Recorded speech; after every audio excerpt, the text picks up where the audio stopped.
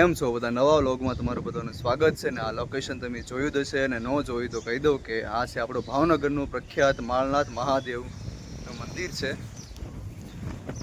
અને જો તમને દેખાડું તો આ છે મંદિરનું સ્થાન છે. તો હાલો તમને ભગવાનના દર્શન કરાવું અને પછી આગળની હિડીન બધી જગ્યા છે દેખાડું.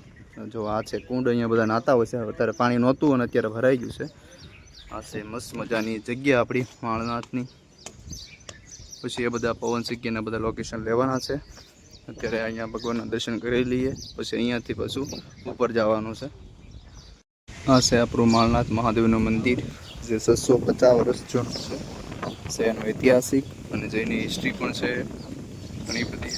સરસ મજાની જગ્યા અહીંયા બનાવેલી છે અને આગળ હું તમને કહીશ કે કઈ રીતનું બધી હિસ્ટ્રી છે આની. તો અત્યારે દર્શન કરી લીધા છે. તો 650 વર્ષ જૂનું આ મંદિર છે અને એની ઘટના એવી છે. તો આપણે ભાવનગરની આગળ આપણે જઈએ એટલે દરિયામાં છે એક પીરમબેટ, ત્યાં એક નગરશેઠના રાજા હતા.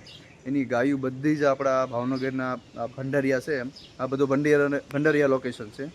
તો અહીંયા એની ગાયું બધી સરવા આવતી અને એક ગાય એવી હતી જે પરફેક્ટ આ જે આ ભગવાનનું મંદિર છે એ જ લોકેશન ઉપર ત્યાં એનું દૂધ અભિષેક કરતી. એટલે રાજાને એ ખબર પડી એટલે એણે થોડાક ટાઈમ માટે એની ગાયું છે ને બધી અહીંયા સરવા ન આવવા દેતા. પછી એ નગરશેઠના સપનામાં ભગવાન આવ્યા કે ભાઈ જ્યાં તમારી ગાય છે ત્યાં દૂધ અભિષેક કરે છે ત્યાં ખોદકામ કરાવો અને ત્યાં મળશે મૂર્તિ. એ રીતનો થોડોક લોકવાયકા ઇતિહાસ છે. તો ત્યાં ખોદકામ કર્યું અને ત્યાં જ આપણા ભગવાનને એવી 3 મૂર્તિ મળી હતી અને પછી જ આ મંદિર બનાવવામાં આવ્યું છે. એવી બધી લોકવાયકા છે ઇતિહાસની અને બહુ મસ્ત મજાનો ઇતિહાસ છે.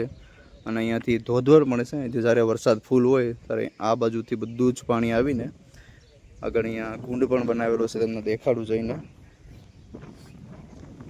તો જો આ કુંડમાં અહીંથી મસ્ત મજાનો ધોધ પડે છે અને બધા નાતા પણ હોય છે.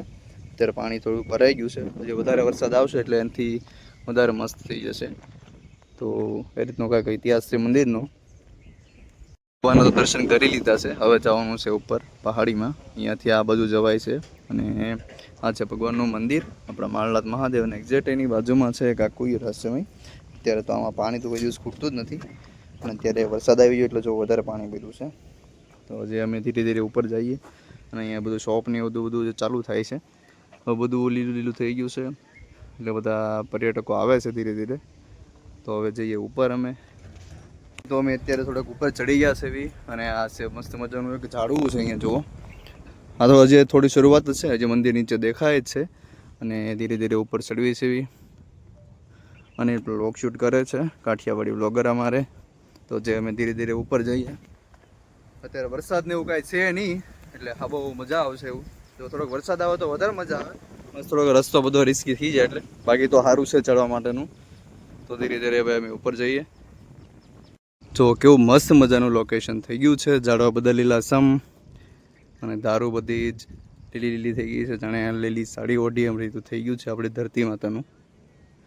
જે અહીંયાથી ઉપર જવાનું છે એટી આવે છે ને હું તો આવી ગયો છું. કેમ કે ઘણા ટાઈમથી ચડ્યા ન આવેલા ન એટલે આવું થાય.